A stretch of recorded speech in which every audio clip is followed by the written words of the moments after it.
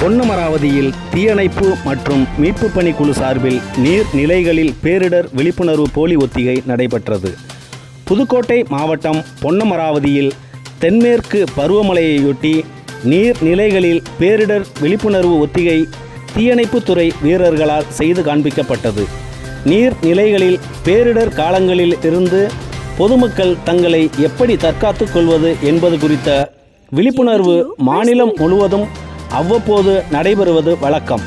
அந்த வகையில் இன்று பொன்னமராவதி தீயணைப்பு மற்றும் மீட்பு பணிகள் நிலைய அலுவலர் மணிகண்டன் தலைமையிலான தீயணைப்பு வீரர்கள் வளையபட்டி அடைக்கண் ஊரணியில் நீர்நிலைகள், இயற்கை இடர்பாடுகள், பேரிடர் காலங்களில் பொதுமக்கள் சிக்கி தவித்தால் பொதுமக்களை எவ்வாறு மீட்பது குறித்த போலி ஒத்திகை விழிப்புணர்வை செய்து காண்பித்தனர்.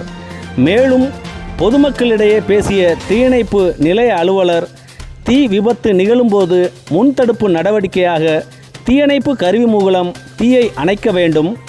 தீ விபத்து மற்றும் பாம்பு, மாடு, ஆடு ஏதேனும் விபத்து என்றால் 101 என்ற எண்கள் மூலம் தீ கட்டுப்பாட்டு அறைக்கு தகவல் தெரிவிக்க வேண்டும் என்றும் பொதுமக்களிடையே விளக்கி கூறினார். இவ்விழிப்புணர்வில் பொதுமக்கள் பலர் கலந்து கொண்டு தீயணைப்பு வீரர்களின் செயல்முறைகளை வெகுவாக பாராட்டினர்.